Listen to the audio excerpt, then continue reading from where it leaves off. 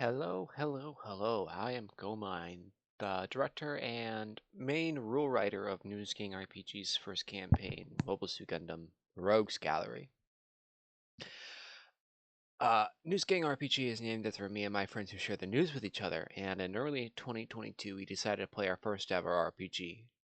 Now, if you're wondering what this is, this recording is a way for listeners of News King RPG, you, to experience our first campaign without having to dig around a 20-page rough transcript I wrote of sessions 1 through 8 before I started recording our sessions. To start off, let me introduce our main players. Starting off with Chief Petty Officer Pelutru Mibala, played by Tired Dumbass, or simply put, Tired. Pelutru is 19 years old, uh, 5'11", with unkempt brown hair and a ponytail. He has hazel eyes and occasionally wears goggles around his neck. Pelutru is a conscript hailing from Mississippi who's been stationed in Jaburo for most of the war. His hometown is currently under occupation, but he doesn't really like the Federation government all that much. To top it all off, Pelutru has trouble with authorities, and the rumor surrounding him is that he might have been court-martialed or even attempted a fragging in the past. Pelutru's main goal, however, is to make it home. Next up is Chief Petty Officer Bucky Garcia Goldstein, played by our eccentric Max. Uh, Bucky is a young man, aged 21, who wears a cowboy hat and carries around revolvers despite being from New England. Uh, Bucky spent the last half year roughing it with partisans in the American Southwest after crashing into a mountain back during the Earth invasion. Although on the official report, he wrote that he was shot down. Bucky's complete and undying wish is for the totalizing deaths of all fascists. That's a quote. He finds in as violent and fast a way as humanly possible. Because the Federation currently opposes Zeon, Bucky wholeheartedly supports the Federation. For now. Next up is Junior Lieutenant John Q. Garmakov XII, played by Zach. Garmakov is 24 years old, hailing from a long line of career military officers dating back from the Middle Ages United States military. He grew up bouncing around from one high-profile military base from another, and has been running the war since it began. Following the end of operations in Odessa, Garmakov has started to doubt the Federation cause, but has kept these thoughts to himself as to not disappoint his flag officer parents. Finally, we have Master Chief Petty Officer Bonky Berio, played by the ever-illustrious Quixotic. Bonky is the oldest of the cast at 38 years old. He is slightly over weight regulations. He totes short brown hair, brown eyes, a very nice mustache. He was born on New Brazil and Side 1 to first-generation space noids. Bonky has always had it rough growing up and listening to escape poverty. He's been an Earth Federation spacey since he legally could be, which means his service record predates the independence of Zeon, which makes his conscienceless beliefs quite odd. He was actually taken to a court of inquiry, but they couldn't prove anything decisive to strike him from the service. Since then, Bonky has been a long-standing senior NCO and friend to the captain of the ship, the Barcelona, Captain Alexander Mintov, fighting with him since before the war. The Barcelona's current mission is simple. With Zeon retreating following Odessa, a trio of Salamis-class cruisers called the 12th Autonomous Squadron, the Barcelona, Leon, and Afrin, are going to leave Jaburo to pathfind for the main fleet of the upcoming Operation Kambalo, starting in low Earth orbit. The rest of the recording will consist instead of overview as essentially blow by blow taken from the transcript of sessions 1 through 8. Session 1, Episode 1. The session opens on Bonky along with EFSF Marine Sergeant Pran Rangel driving a jeep through the caves of Jaburo.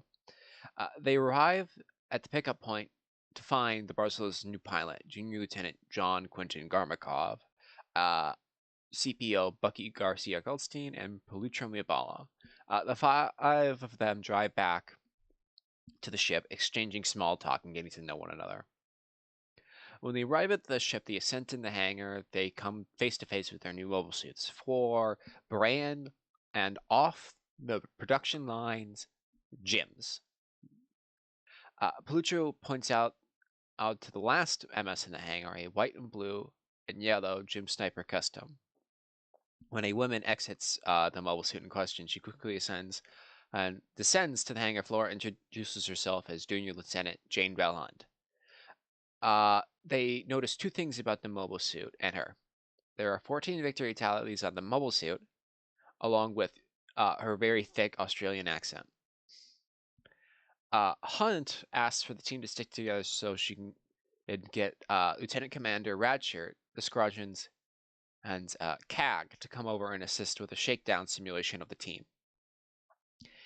A Latino man arrives and introduces himself as Radshirt, and then explains the makeup of Barcelo's MS complement, with the 5 mobile suits being divided into 2 teams, first and second.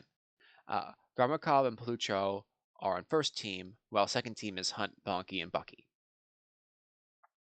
As soon as he leaves for their mobiles,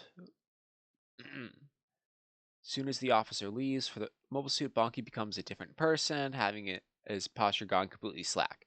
The simulation is simple: Radshirt and Hunt versus everyone else on a rolling plane. The match starts with Hunt jumping into the air, and she ganks Bucky's shield as soon as she sees them. Bonky Garmakov return fire but miss. Hunt lands and sprints off into the cast's left flank. Bonky notices 240mm shells arching through the sky towards the position and yells scatter. Bonky orders Bucky and Pelutro to push up and occupy Radshirt. As soon as Bucky crests the hill, the gym cannon is staring directly at him and wastes no time opening up. Bucky's gym is battered by Radshirt. Hunt runs along the edge of the horizon, taking pot shots at Garmakov and Bonky, drawing them farther away from Bucky and Pelutro. She catches Bonky off guard, so she shoots his gym's head off, as opposed to just taking out his cockpit. Bonky charges, and then Garmakov provides covering fire. Hunt is then downed when Garmakov tags her with a spray gun while she's occupied with Bonky in melee. The camera returns to Pelutro and Bucky, and things are going very well. The Bucky takes another ginormous shell to the cockpit, and as he blows away the legs of Radshirt's gym cannon. With Bucky out of it, it falls to Pelutro to mop up Radshirt, but Pelutro says they can just stop since they've obviously won. Radshirt then berates Pelutro, explaining that so long as he can fight and has the will to fight, he's still dangerous. And Pelutro's hesitation in the field could cost him his life, so Pelutro finishes Radshirt. Everyone gets out of their mobile suits to discuss how things went except Garmakov, who's having a PTS attack about Odessa in his cockpit. Pelutro exclaims how well they did, but Hunt pipes in, saying that if this was real combat, Bucky had to die for Pelutro to win. Hunt goes in to check on Garmakov and reassures them that we're about to win, so make it back. We'll look after one another, and then she helps him out of his MS. Ending session 1. Now here's the start of the first interlude. Interludes are sessions that had limited numbers of players who either had to leave and we filled in the gap in time in a one-on-one. This is Bucky's adventure. Following the training exercise, Bucky sneaks away from the simulators with no one noticing because he wants to explore and doesn't feel like talking. Bucky wants to find a hideaway and attempts to get into the O2 generation room. He unknowingly walks up to O2, not realizing a guard is there, because, on a spaceship, how you clean your oxygen is super important. So the guard questions what the hell Bucky's doing there. Bucky bullshits and say he's here to take notes for the flight crew, and the guard surprisingly believes him. He leaves O2, then bribes Lannibal, a drunken cook who's walking the halls with a fiver to distract the guard. He then tries to sneak back into O2, but Lannibal waves at Bucky as he's trying to get in, outing him. Bucky then comes clean he's trying to find a hideout, and he attempts and fails to convince this guard that that's okay. Uh, Bucky says some bullshit excuse about being able to repel boarders, so the guard mentions that the ship's ventilation system schematics are in the library anyways, and that the starboard secondary bridge is pretty quiet if he really wants a place to himself. Bucky goes to the library and gets the schematics, then floats up and crawls into the vent in the ceiling. While crawling to one of the oxygen gardens, Bucky notices Naz is beneath him and throws a coin down to mess with him. To which Naz tasks some Marines to investigate the coin that just fell from the ceiling. Bucky then hops out of the vent, and the Marines ask him what happened, to which Bucky unsuccessfully attempts to convince him that there's a ghost haunting the ship. Afterward, Bucky hits the simulators, talks with Prin about bazooka ballistics, and tries to rope Lannibal into a scheme to sell soup aboard the ship. Next interlude was Pooch's no good, very bad day. Due to scheduling conflicts,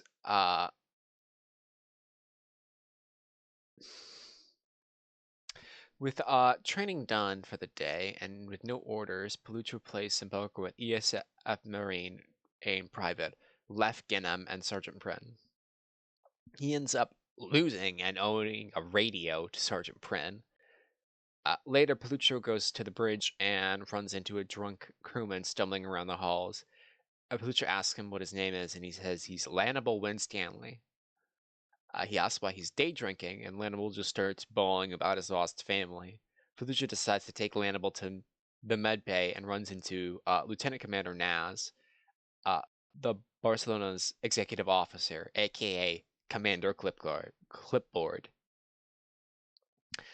Naz checks his watch angrily and says that training should have been at least another hour. Poacher then talks his way through Naz by sicking him on Lieutenant Hunt, who's, in charge of that. Poacher and Lannibal arrive at medical. Then Poacher gets into conversation with the ship surgeon, Dr. Ibrahim Rohr, a lieutenant, about why Lannibal is right like this. And Rohr explains that Lannibal has pretty much lost his entire family to the war. That Palucho feels guilty since the war has been relatively light for him, with his only real tragedies being a relatively okay occupation of his hometown and being occasionally shelled in Jaburo. The conversation turns to how the war started. Rohr says that the war started because the Federation doesn't allow space nodes to a voice in their own lives. Hunt walks in after the doctor says it's the Federation fault and very angrily says that the Federation is the best thing since sliced bread, since it stopped everyone from killing each other, and that Xeon should have stayed in their shitty little colonies instead of ruining everyone else's lives. Then storms off furious.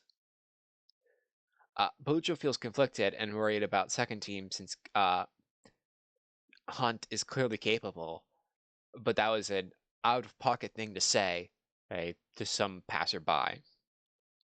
Palucho goes to the bridge, misidentifies Lieutenant Commander Naz as Commander Mintov, since because of this, Palucho is slapped by Naz, and Mintov feels a bit insulted that Naz is taking such a minor mistake this far.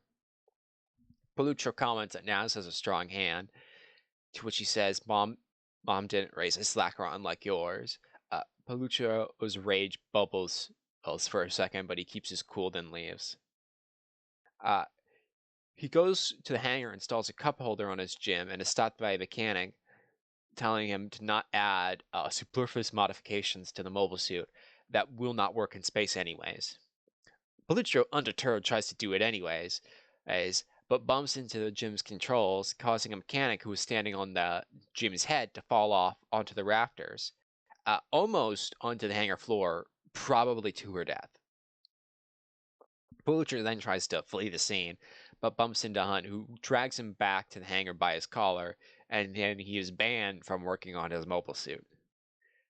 He goes to his room to get Sergeant and Prince's radio worked on, because he found it in a junk heap. It doesn't actually work. He then visits Alanable again, running into the mechanic that he injured Marion Hands. He makes amends by bribing her with a bottle of whiskey that Lanable had earlier, and offering to give her Prince winning the shitty radio that doesn't work. He then goes to the library to study bazooka ballistics and asks Prin and Lef about it. They have dinner that night, and the day's menu is shitty vegetable soup. Session 2. Bonky goes to the hangar to stuff off his mobile suit with more survival equipment, and the mechanic asks why Bonky is doing it, so he explains that he's taking as much extra stuff in case the gym breaks down, and he has to EVA for an extended period of time. Bonky and Garmakov join Palutro and left for dinner, and they had the aforementioned vegetable soup. Bonky sees all the new arrivals squared away, and hears about Palutro's incident with Marion, and says that he's lucky he can still fly. When Bonky joins them for dinner, Prin mentions the running bet that Hunt would kick their asses in The Sims. Garmakov is in his room staring at his computer, rewatching combat footage from Odessa on repeat, and he obsessively cannot find what he did wrong despite still feeling quite bad. Then he goes to the library. The ship's library is small, mostly containing manuals and a few novels that were generously donated. He decides not to grab a manual, but takes a shitty romance novel, an old pastime of his, to blow off some steam. Varmakov goes to make a first impression with Captain Mintov and Commander Naz on the bridge. Naz mentions how good it is to have such a high-level experience on the MS team. Operation Odessa then gets compared to the Battle of Loom. During Garmakov's talk with Captain Mintov, he hears him muttering something about bigwigs, but he mistakenly takes this to mean that Captain Mintov is very involved in EFF politics. Back in the mess hall, everyone starts talking about where they're from. Palutro grew up on the Mississippi. Pren is from Tunisia. Garmakov grew up in Jaburo and California base. Bonky says he's from Side 1, Colony 4 in New Brazil. Garmakov and Palutro, being both young and Earthnoid, ask what Side 1 is like, and Bonky explains that New Brazil was a penal colony back in the day, and it's still poor as hell. Garmakov and Palutro don't know where Side 1 is, and then Bonky says he doesn't know where Australia is. Hearing the word Australia, Hunt joins them, and she yells at Bonky for thinking Toledo is in Australia. Palutro accidentally says sir instead of ma'am, so Hunt asks Garmakov and Bonky if she looks that ugly. Then in retaliation to Hunt, Bonky asks her to tell him which side his colony is from, and she can't. Hunt mentions that Bonky seems more relaxed than usual, so he says something about Earth's gravity holding people down. Hunt then calls Bonky a continentalist, and says that he should respect Earth and our home, Australia, more. Bonky only knows cities on Earth and no other geography because Federation ships are usually named after cities. Garmakov asks on about how they did in The Sims, and she says that she shouldn't have gotten the drop on Bonky at all, and Palutro and Bonky ought to have focused fire more. She jokingly calls Palutro poultry when telling him that he got Bonky killed. She then asks where Bonky is, and Bonky says he would like to know himself since he wanted to talk about how their match went. Hunt, being a transfer, asks Bonky about what the Barcelona has been doing doing up to this point in the war. And Bunky mentions how he's been on this ship for years. Hunt reveals that she was stuck on Luna 2 during the 1 week battle, and then Garmakov heads to medical to greet Dr. Roar and find out about Pluto hurting the mechanic Morgan Hands. Bunky talks to Naz for the first time and learns he was a headquarters officer working in the staff of, admirals, and that he was stationed on Luna 2 at the start of the war. Bunky knows that Naz is probably related to someone important if that's where he cut his teeth. Bunky asks if anything has been a problem, and Naz says things just should have been busy, but mentions Landable's drunkenness. Bunky goes away to sort out Landable, and there he finds him right where Pluto left him at medical sleeping. He asks Roar for a bucket to fill with water, but he doesn't do better and gets him 2 buckets. They fill the bucket with water and throw it on the passed out Lanimal. Bunky asks Lanimal off kilter where he got the booze, and Lanimal fails to convince Bunky that it's in a kitchen compartment. Bunky leads to the kitchen, finds a shitty bottle of vodka, but knows that Lanimal buys off shelf stuff. Then he goes to get Sergeant Prince handcuffs, and Prin asks what for, and Bunky says it's for delinquency, and then he asks if it was Los again, and said Los. Bunky says it's Landable this time, and then Bunky goes back to medical and handcuffs the passed out Landable and dunks him in water a third time. Bunky knows he's lying and then threatens to pour out the vodka. Bunky successfully convinces Landable to give up information about where he stashes his shit. Bunky pours out most of the bottle of vodka, but not all of it, and then hands it back to Landable and says that's all he gets until next shore leave. He finds Landable's whiskeys, then disposes of it, but not before taking a swig.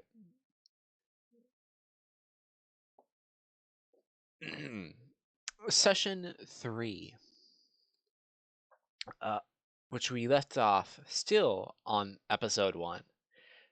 Bunky is outside of Bucky's hut, then he goes inside, and Bunky explains to Bucky that it's in its best interest to keep each other alive, and that he shouldn't act so reckless or lazy. Bucky mentions that he was in the Sims, but Bunky says he forgot to practice taking off and landing. Right before they're about to leave, Mintov gives a short speech saying they're going to be blocking the Zeeks from entering and exiting Earth, and he wants everyone in excellent shape. Gormakov goes off to blow off some more steam, and then breathes. Bucky tries to get Bonky in on his vent hidey hole scheme, and Bucky mentions the ghost to Bonky, to which he raises his eyebrow. Palutro and Bucky are nervous about going into space for the first time, and Bucky screams as the Barcelona launches into orbit. From here, Session 3 directly translates into Episode 2.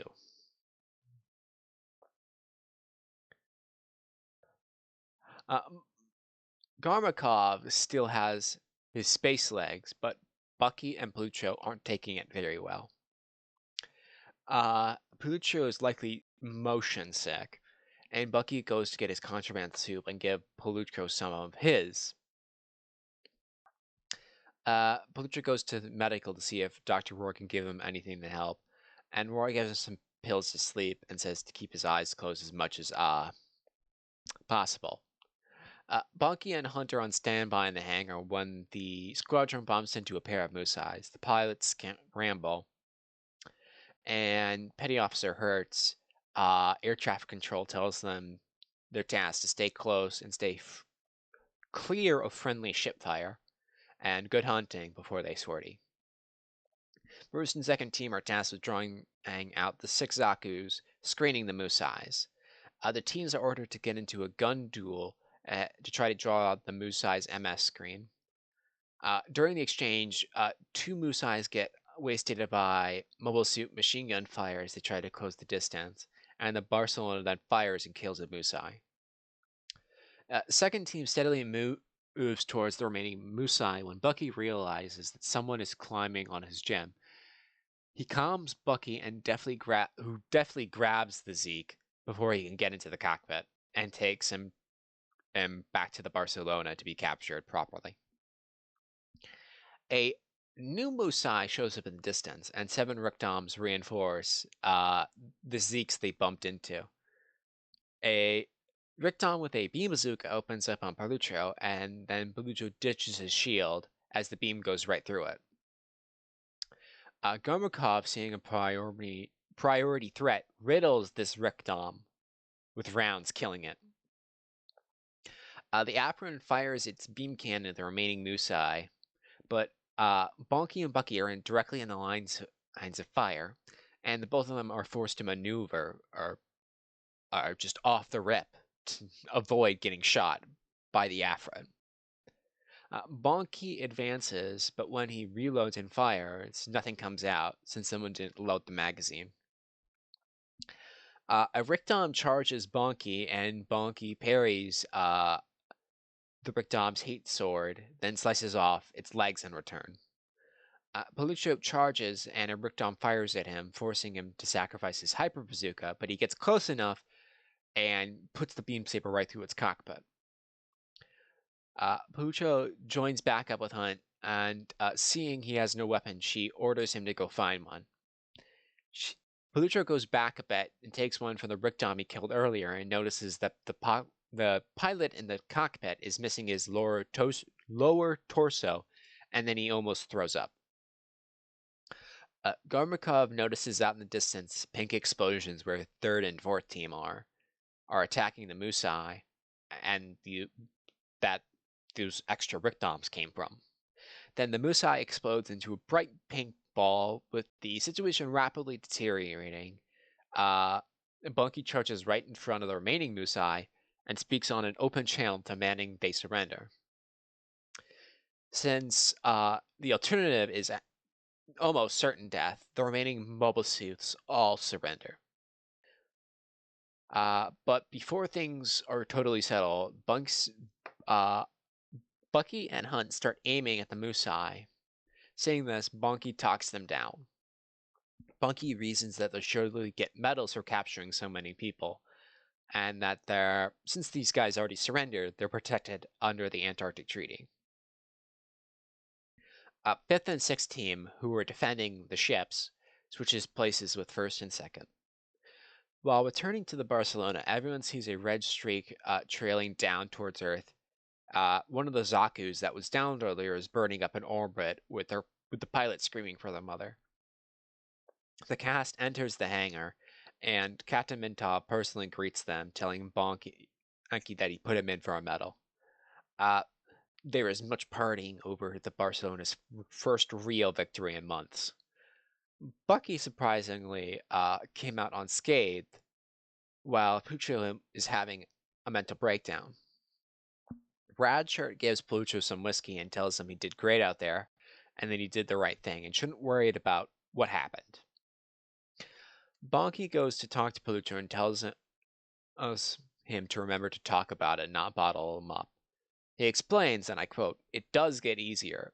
Whether or not that's a good thing, I can't say." Garmakov sits down and thinks about running a letter to his dad, and Bucky slips to Garmakov and Bonky that he tried to sneak in O2. Bonky is incredulous that he would do something so strange, and Bucky tries once again to get him in on his vent scheme, suggesting that they could steal TVs from the officer lounges for some sort of man cave. Bonky tells him it's a bad time since they're both heroes of the hour, and that they should just buy a projector instead when they're on shore leave, since it would be much easier to move around. Hunt hears something about a TV and joins in on the conversation. Bucky deflects and says he wants to get a TV. He mentions getting a VHS. And then Hunt says that he should go talk to Lannibal if he wants to acquire things. Uh, Bucky drinks little too much and passes out in a hallway. Polucho asks Garmakov how he's been doing, and Garmakov says why didn't they just surrender to begin with? Hunt said, as there's no point, and since they just scream Zigzion at you.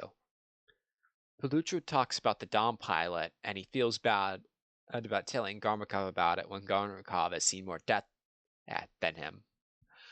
Garmakov then tells Polucho that, and I quote, "It's not a misery contest, and everyone handles these things differently." Polucho tries to share some of his whiskey with Garmakov, but he doesn't drink it since it's unbefitting of an officer. Polucho thinks about Lannibal and decides he doesn't like drinking. Then he goes to ask a mechanic what's going to happen to the captured mobile suit. Polucho, not realizing it's Marion, suddenly gets, on the account of his guilt, very uncomfortable. He mentions that he used the hyper bazooka as a shield, and Marion says that the Zakas will probably get scrapped or sent to Luna 2. The Rig Dome is definitely going to Luna 2 since it's a new model, and they don't know about its specifications compared to a normal Dom.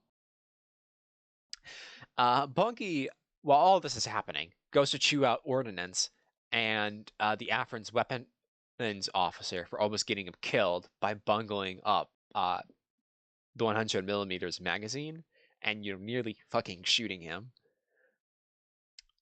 The ordnance officer that prepped Bonky's gym feels very guilty about the whole thing and has no real excuses.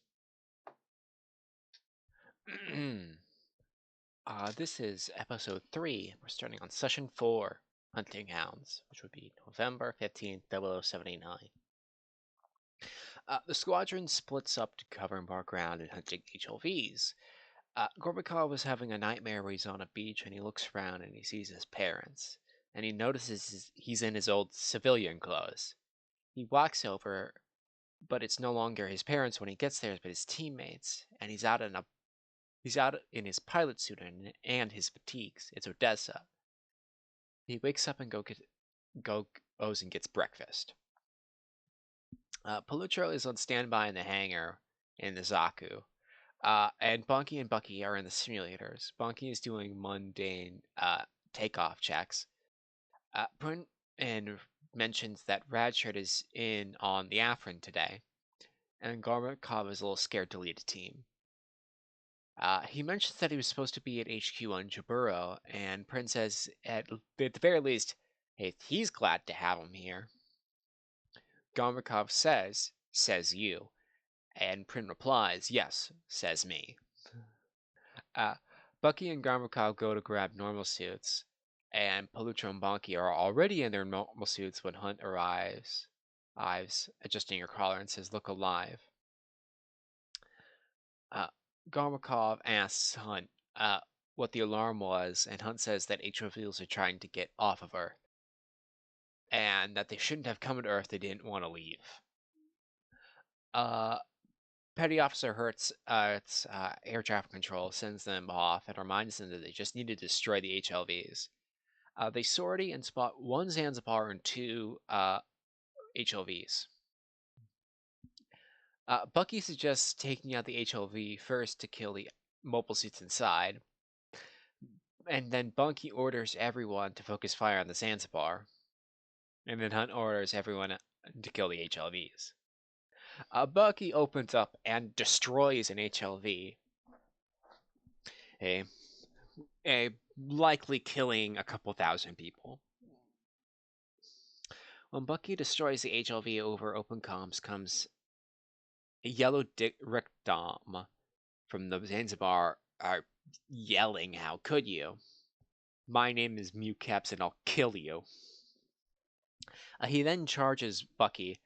Hunt opens up with the beam sniper rifle, but he dodges the shot before she can even pull the trigger. The Zaku's push forward with him, and Mew has a beam bazooka. Bonky and Bucky kill Mew's wingman that charged with him, while Garmakov and Polucho move towards a wrecked Salamis for cover. Hunt opens up on Mew again, and he dodges it as, yet again, frustrated. She yells, "Just who is this kid?" Mew fires back at Palutro, and Palutro is scared witless as the beam screeches closer.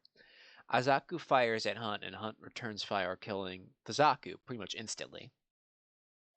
Since killing Mew seems like a losing battle, so he yells, "Just kill the HOV and we can get out of here." Uh, Bunky is very uncomfortable about killing probably wounded fleeing soldiers, and then thinks about how easy it would have been to put a red cross on the HOV, saying, "Why do I have to kill you? Why are you making me do this? A few months ago, I didn't have to kill anyone." At this point, a player had to leave, so we decided to flesh out backstories with some interludes. Uh, Once again, we start on Polutro. He's thinking about how he got his conscription letter back in May of '79. Polutro then knows the Federation was losing, and he thinks about why him of all people, and how he doesn't want to die. He doesn't really care about General Revel, the Federation, if the Space Marines get independence or if they don't. We switch then to Bonky, and it's January '79, and he's in his Saberfish, most of his wingmates having already died in the 1 week battle. He's inside too, and there's colony wreckage and destroy ships as far as the eye can see. Bonky, looking out into the distance, sees the Zeonic fleet escorting an oddly undamaged colony. Bonky is confused as to why they have it here, asking, "Are they stealing it?" And then the colony's thrusters ignite, and it dawns on him that it's being sent to Earth. Bonky bemoans that no one will trust space noids after this war. Damn you, Zothies. We switch to Garmakov in Jaburo, November '78, while he's still a cadet. He goes to talk to his dad, John Q. Quentin Garmakov the 11th, and he's worried about the tense situation with Xeon. And he asks if his mother is going to get back from Luna 2. She's too busy organizing intelligence networks inside I-5. And then Garmakov tells his dad that he's worried about a war breaking out. But his dad tries telling him that the numbers just don't pan out for Xeon. So the Federation would surely win anyway. The Zeeks know this, we know this, so it would be stupid of them to try anything. His dad asks John if he's doing well in his class, and he isn't. Then Quentin tells him to just focus on his classes and leave the politics to the adults, ending the interlude with, "You're only 23 after all, John."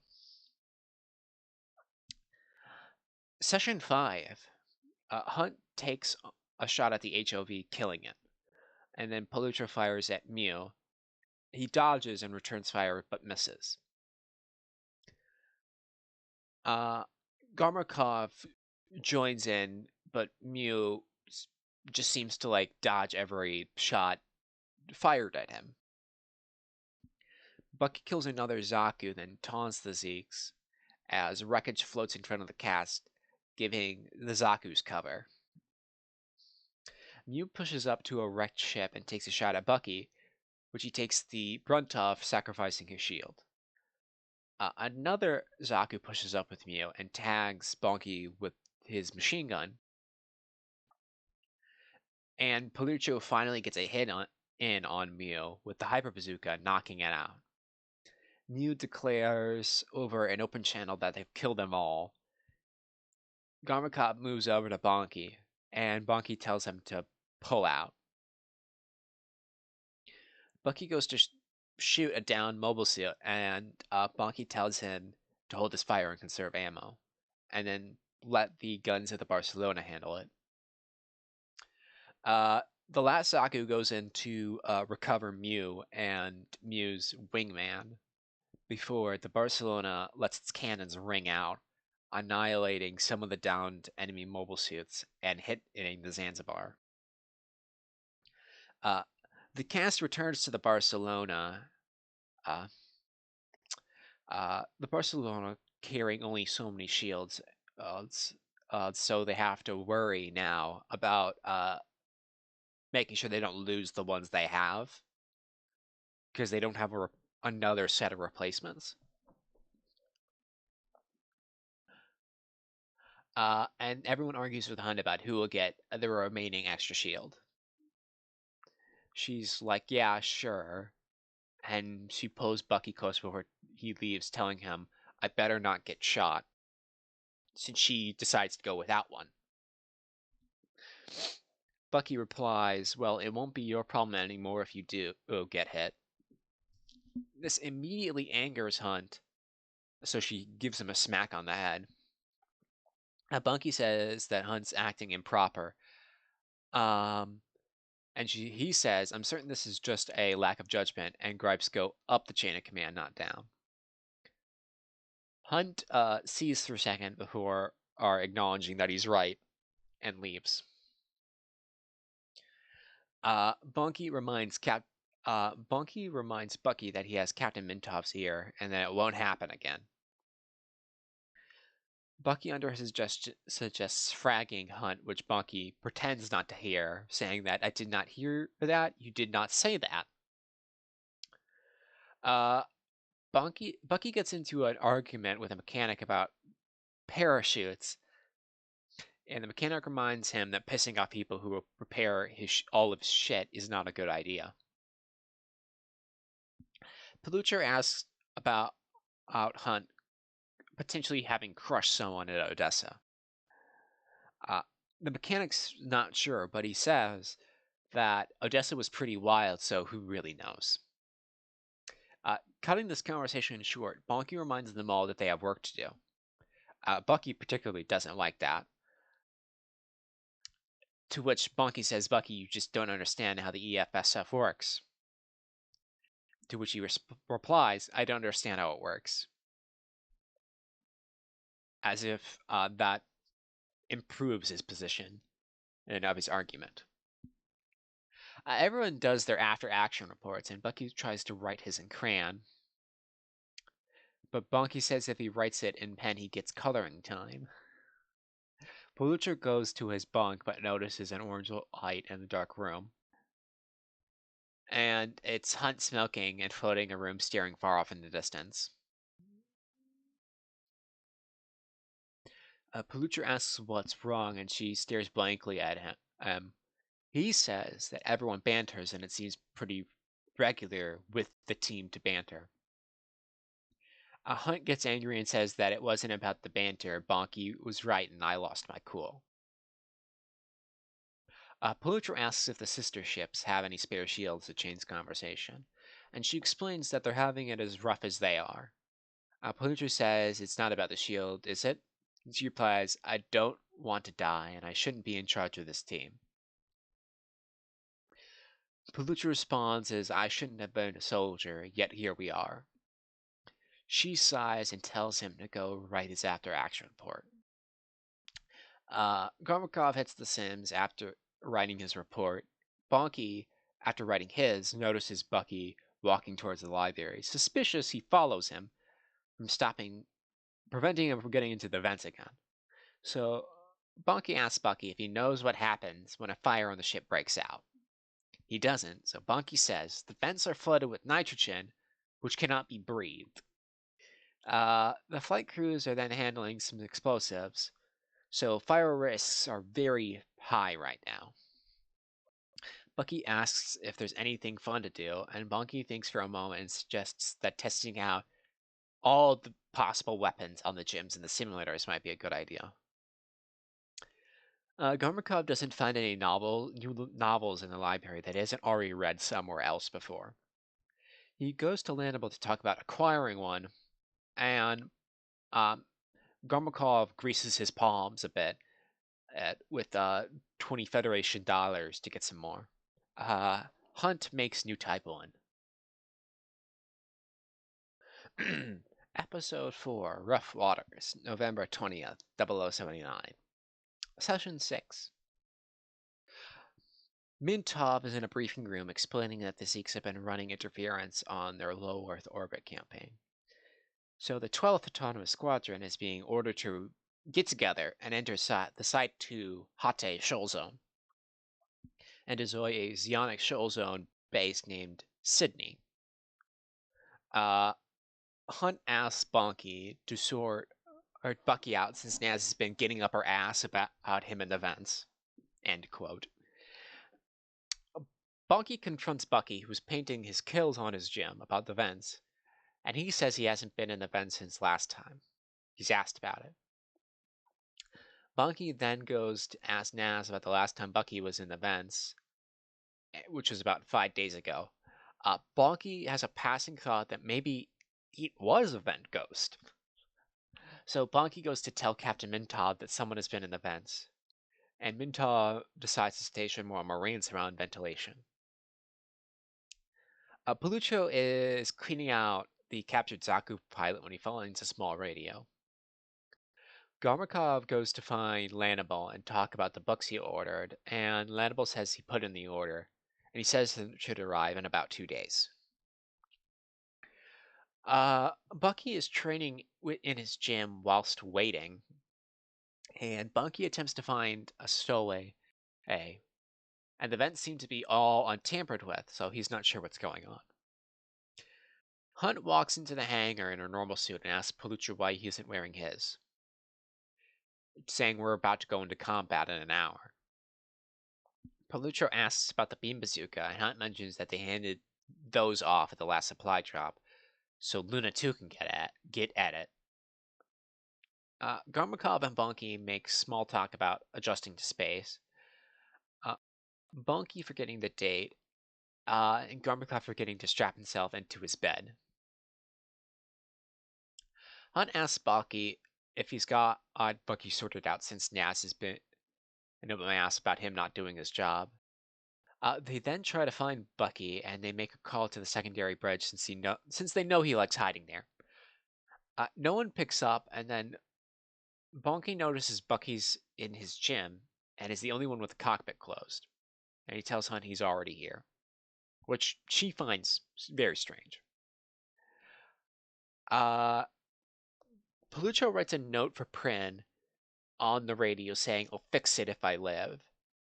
And then the cast launches into the shoal zone. Hunt mentions that she has a bad feeling, easing up on the acceleration. After, they're flying into the shoal zone for like an hour. Bonky starts to pay extra attention to his sensors when Hunt suddenly yells out, "Bucky, scatter." Then a beam from a cannon turret suddenly flies right where he was. Then 3 Zakus with skiers and 3 Zakus with machine guns approach. Palucho suggests to Garmakov to rush down the middle, and Hunt asks Bonky to cover her. So then she snipes one of the skiers. Zaku pushes forward towards Hunt and Bonky, and Palucho pushes Garmakov out of the way of more skier fire. Palucho returns fire and destroys a skier with the Zaku jumping out of the way.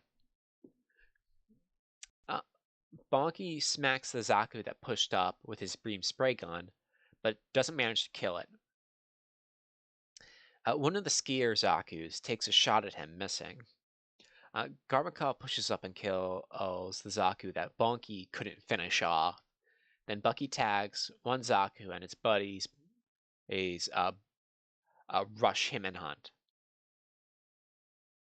Now the subflight systemless Zaku pushes up towards Palucho and exchanges fire with him. Bonky jumps out of cover and kills the charging Zaku, while Mew and 2 more Rickdoms screech out from the flanks to reinforce, this team's prey. Bonky calls out that 3 Rickdoms are incoming. One of them takes a shot at Bucky, but he dodges. Garmakov pushes towards the Aku behind cover. Uh, he destroys its shield, and in response, it charges him with its heat hawk. He barely manages to meet the Zaku, and being to back up the Zaku following close behind. Bucky takes a pot shot at Mew, which he dodges. Hunt fires at one of the swingmen, barely hitting it, shearing off its arm as it dodges. Then Palucha, upon hearing Hunt telling Bucky to back up, Bucky goes to move towards Mew and fires. Mew dodges Palucho's hurried shot, and Bucky sees Garmakov getting into trouble with these two Zakus, and he goes to assist in melee. Once he gets there, he essentially breaks through a Zaku's parry, skewering it in the cockpit. In the brief time between him bringing his saber down and making contact with a heat hawk, he hears the pilot softly gasp as he's killed. Garmakov flanks against a Rikdom, and the Rikdom fires trying to get around it. Bucky tells Hunt and Garmakov to pummel the banana, i.e. Mew, who's flying a yellow Rikdom. Mew takes a shot at Hunt, but she dodges, as she then goes to line up a shot at Mew and says, "I see you." And Mew throws his heat hawk at the beam, him taking it for him.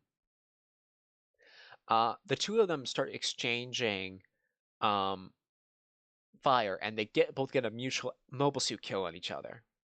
Hunt screams out over open comms, and Palucha radios her, but there is no response. He grabs Hunt's sniper custom to see that she got shot right next to the cockpit and isn't responding. So he grabs her around cover to go check on her. Garmakov charges a Rikdom, firing a flare to blind it as he approaches, skewering it.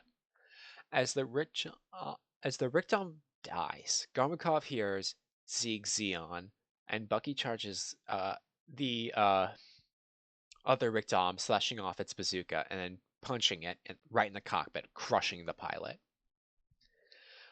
Palucho and Bucky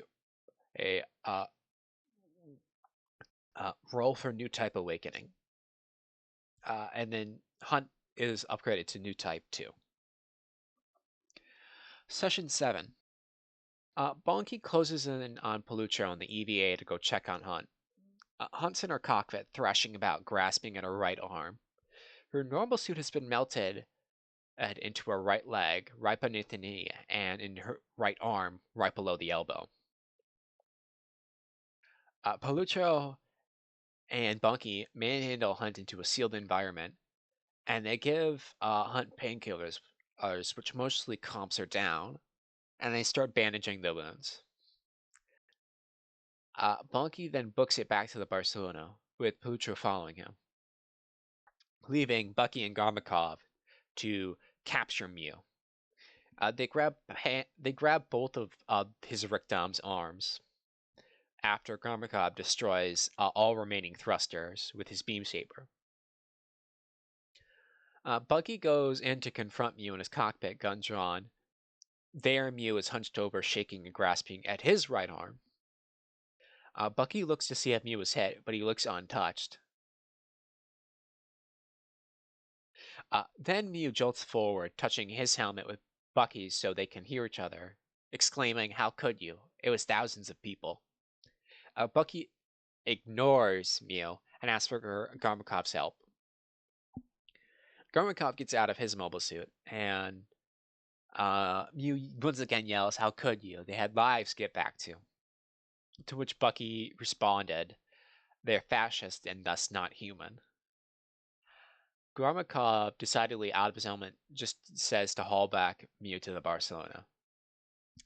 The two of them get back in their mobile suits, and then a beam rings out from one of the skiers that was left untouched. after the rest of the Zaku's left. And apparently one Zaku had gotten back on it. And it hits Garmakov right in the cockpit. Uh, Bucky pulls Garmakov's gym behind cover and tries to talk to him, but he isn't responding. He goes into his cockpit to find Garmakov has lost his right arm and leg. Garmakov is most certainly about to die, but Bucky refuses to accept reality and tries to bandage his wounds. Garmakov asks him to help heal my suit, and then Bucky drags him to his gym and tells him to bring his mobile suit. I need to paint it when I get back, since he had just made Ace and now enjoys the privilege of deciding his own paint scheme. Back in Bonky's cockpit, Hunt tries to light a cigarette, but can't after, flicking her lighter a few times. Bonky gives her a light and notices the inscription on the light, and never forget January 10th, the date of the colony drop. Back in Bucky's cockpit, Garmakov begins to cry and shake violently, then stops moving at all. Hunt asks Bonky if she'll ever fly again, and Bonky asks if she can move her fingers, and she can, and then Bonky replies, "You probably will," saying you'll probably make captain one day. I'm sure of it. Hunt yells that she doesn't care about making captain. What she really cares about is the fact that the enemy is still out there. The two of them get back to the Barcelona, and he drops off Hunt and gets back out there. As he's about to leave, Bucky comes in dragging Muse Rictom along with Garmkov. Bucky asks where Garmkov is, and Bucky explains that Garmakov has lost a leg and arm. They return back to the Barcelona again, where the medics reach Bucky's cockpit and they stop cold in the mere sight of Garmakov. Bucky screams at them to help, and a medic puts a hand on Bucky's shoulder and shakes his head. Garmakov's body is removed, and Bucky is on the verge of sobbing, while Paluccio looks very dejected. At this point, Paluccio took a injury slot, and instead of taking the -1 to his keen, he decides to take a baggage instead, hard heart, which is a -2 to empathy rolls. Then he tells them both that they did everything they should have and shouldn't dare blame themselves. Since this happens to soldiers, Bonky takes responsibility for Garmakov's deaths over Plutro's protest, saying that he's the commanding officer and Fair doesn't play into it. Garmakov knew this could happen, and that I, Bonky, will tell Garmakov's parents that he died because I wasn't paying enough attention. An hour later, replacement pilots Courage Hansen and Beef Jupiter are taking a shuttle to the Barcelona. Courage introduces herself as does Beef, and Courage offers her hand to shake Beef, who doesn't understand but copies her. Not understanding what a handshake is, he's surprised by her strong on grasp. Bonky is in the hangar to greet the replacements, and Prin dragged Paluccio out to play poker with him, and left, since Prin didn't want Paluccio to be alone with himself too much. Bonky is called to the Briv since Mintob wants to talk to him. Paluccio introduces himself to Courage and Beef. Beef salutes and is elbowed by Courage since Paluccio is lower ranked than him, and etiquette says that Paluccio has to salute first before Beef has to salute back. Courage, noticing all the kill marks on the sniper costume, asks who it is. and which one is Belutro's. He tells them that it's Lieutenant Hunt's, who's in medical right now, and he points to his own with 4 kill markers. She looks at him awestruck at Belutro, and then she asks what it's like out there. Belutro lacks the heart to crush their hopes, and desperately needing a smoke lights up. He takes a deep breath and says it's like like a breath of fresh air. Beef says that combat is going to be awesome. Bonky goes off to the bridge, and Mintov, looking worse than usually, takes him aside. Mintov hands Bonky a new shoulder and collar tat and says he's been battlefield promoted to ensign since he doesn't want a pair of untested warrant officers in charge. Bonky is shocked that there's no one else to take command, asking, "Are things really this bad?" To which Mintov replies, "I've heard the White Devil is only 16 years old." Bonky starts thinking about how young Mew is, saying that he thought the Federation was better than that, and Mintov slams his fists in the table, saying apparently not, and leaves in a fury. Bonky goes to the NCO mess hall to sew on the new shoulder tabs, and uh, and then realizes he's an officer now. Bucky is on one of the sub bridges, staring off into the void of space. Naz goes into the bridge to confront Bucky, saying they should be hard at work so they don't lose anyone else. Bucky remains nonverbal, and then Naz says that he ought to repay the Zeeks in blood for killing Garmakov, saying that Garmakov deserves a triple ace at the very least. Bucky is unconvinced, and seeing no response, Naz leaves. Bonky goes to visit Hunt in medical. Her right arm and leg are all bandaged up, and she goes for a cigarette that isn't there, and Bonky says that they'll have to get nicotine patches for her the next time they get into port. She notices that Bonky's been promoted, to which Bonky finds strange that he no longer has to work it, at least until the end of the war, since officers don't work for a living. She apologizes to Bonky about what she said to him when they first met, and asks Bonky if she'll ever fly again. Bonky asks her to make her hand into a fist. She can't quite do it. Uh, uh, uh, barely prevented from fully closing her hand. And Bonky tells her, "I'm not going to lie to you, probably not." And then she begins to cry. To console her, Bonky says, "Jane, you've earned your wings. No one can take them from you. Oh, plus with how much effort the EFS has put into you, you can and bet they'd want you to keep flying." She asks then what's going to happen to John. Bonky says he died, and angrily Hunt asks, again, "I know about that, but what happened to John?" Wanting to know how it happened.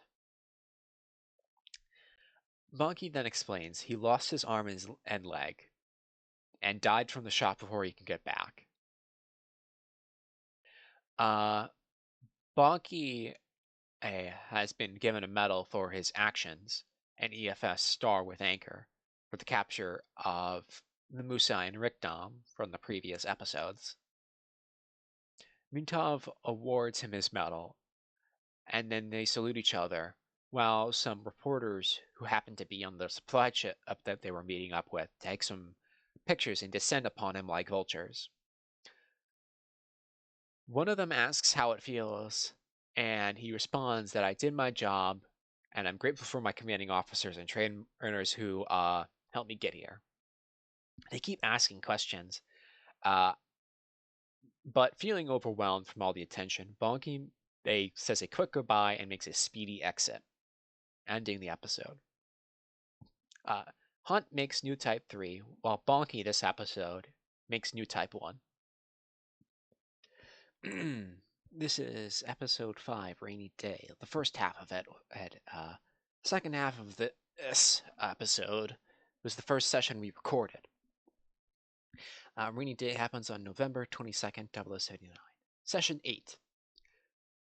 During the intervening day, Bonky gets Courage and Beef all settled in. Courage explains to Bonky that she was taken out of Officers Academy to be here early.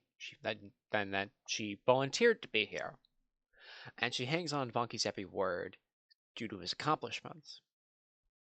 When Bonky was helping Beef get into his room, uh, he saw Beef's General Rebel figurine and his weird ass uniform, which is essentially a cosplay version of a senior officer uniform. Beef walks about the ship, just sort of meeting people, and Pluto talks to one of the mechanics about stripping Muse Ricton for thrusters and checks on the rest of the MS team, while Bucky has been moping around. Balky is having a dream about Odessa, and he's in a ground gym 9 kilometers away. There are 9 Zaku's walking along a road. He opens fire with the beam sniper rifle, and one of the Zaku goes critical. The rest are about to be caught in the explosion when one tries to flee, and then he shoots it down. Balky then wakes up and thinks it better not be a premonition. And he forgets he was never at Odessa. Pelucho is assigned to cleaning up Garmakov's room, and he notices an unfinished letter penned to his dad. He tries not to read it, but he can't stop himself. And the letter's about feeling unsure about the war, about what happened at Odessa, and about he can't wait to get to Luna to see Mom. Also asking him to ship some pastries from Andy's. Pelucho then pockets a photo of him and the rest of the MS pilots, as well as the letter. Beef is on standby and decorating his mobile suit cockpit with a small poster. Bonky is in the officer's mess across from Ratcher. Bonky asks about how Courage and Beef are coming along. And Jose shows him the records of Courage in melee fights and her 70% kill rate. Ratcher talks to Bonky about the Barcelona's MS complement, saying that first and second team essentially have been super unwieldy, and that they're going to be combined into a single team called Bark Team. Radshot explains that we left Jaburo with 18 experienced pilots, ranging from ex-fighters to those training on gyms for months within the last 2 weeks. And within the last 2 weeks, the 12th has lost 7 of those original pilots. We started the last operation with 15 pilots, and we lost 6 of them. With the recent replacements, we're at 13 pilots. Since the balls are too under strength to be their own team, and given a lack of officers, we're combining teams based off of ship. Since Captain Urbam of the Afrin doesn't like having less fingers in his hand.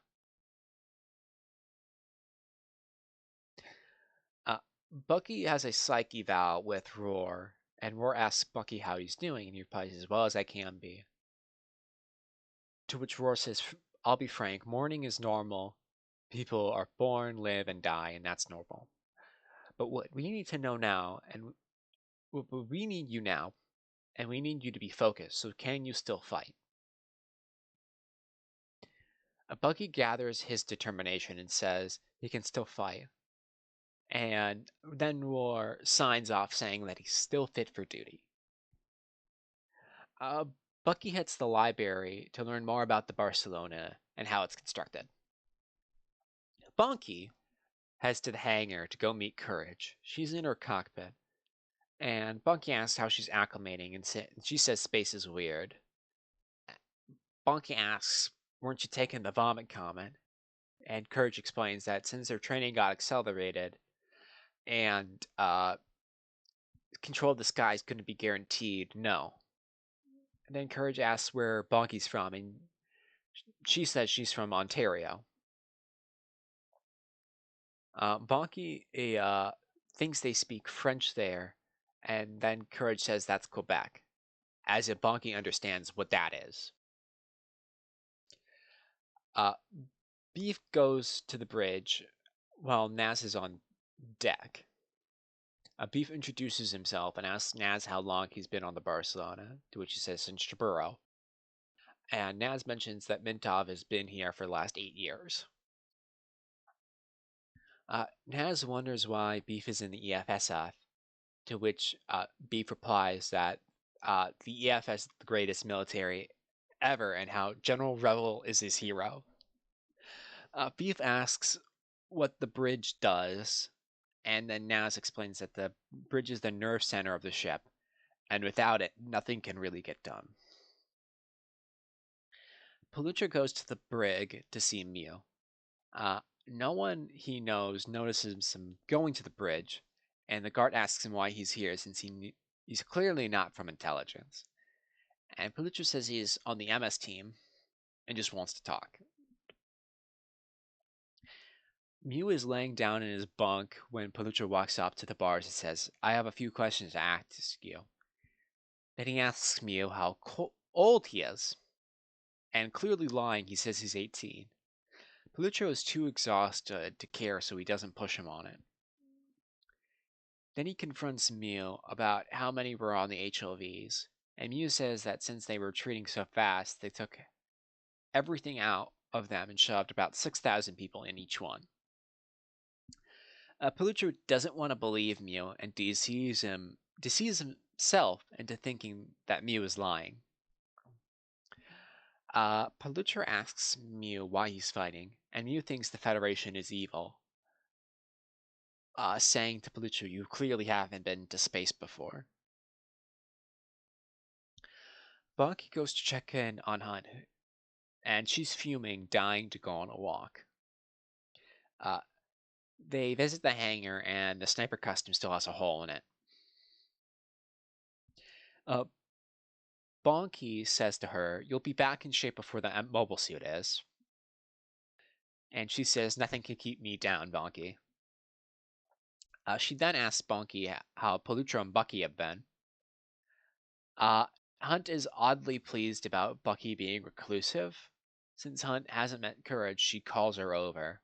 Hunt starts interrogating her, remarking how young Courage seems. And Bonky says she is trained. It could have been a lot worse. Bonky and Hunt float out of Palucho, and Palucho attempts to talk about the HLVs to Bonky, then stops since Hunt is there. But Hunt tries to push the issue.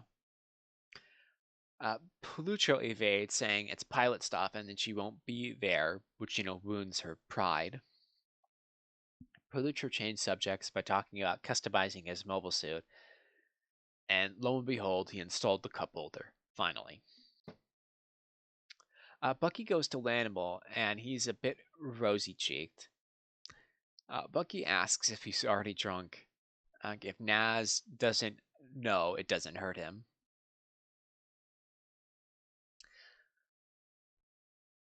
After hearing that, Bucky says, so you're drunk. To which Lanimal says, it's a secret. Bucky asks for a swig, which Lanimal is more than happy to share. And Bucky leaves and runs into Mintov. Mintov asks if Bucky has been drinking. But Mintov just pats Bucky on his shoulder and says, well, I suppose I didn't see you then. Mintov arrives at the bridge, and Beef thanks for the excellent shape of the ship and asks if he can hang around the bridge. Mintov doesn't feel like Beef is smart enough to be a spy, so he doesn't mind Beef starting to take notes. Mintov asks what the notes are for, which are seeing how the EFF functions.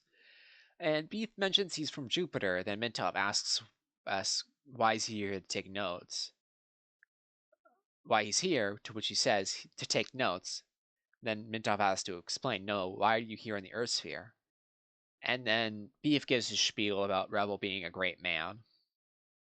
Mintob gets a dark look that Beef doesn't really realize. Then Mintob says the pilots aboard the Barcelona are rather experienced and uh, asks how many hours Beef has in The Sims, and he says 60. Mintob then immediately orders him to go get some more hours in on the simulators. Beef goes to the hangar and asks Bonky to help him set up the Sims on his gym. Hunt gets it's given off to Palutro, and Bonky goes to help Beef. Palutro goes to take Hunt back to medical and bumps legs uh, bumps Hunt's leg into a wall, hurting her. Hunt asks about what he wanted to talk about earlier, and Hunt isn't taking no for an answer. Palutro says he doesn't want to tell her since she's out of commission, and she terrifies him. She says he isn't sure if he's lying, but Mew said that Hunt killed 6,000 people on that HOV, and then Hunt says, God, I hope so. Uh, Palucho is incredulous that Hunt, simply put, doesn't care. Uh, they get into an argument about the ethics of killing the enemy, and he says that that's a town hunt. You can't feel good about killing them. And then Hunt ends this session saying, I don't know them, but I do know what they've done. And that is every episode, every session we did not record. After this point, you'll get the full unadulterated recording experience, complete with, all the early installment weirdness, like odd audio balancing that we hadn't quite figured out. Thank you for listening, and I hope you have a great time with the rest of Rogues Gallery.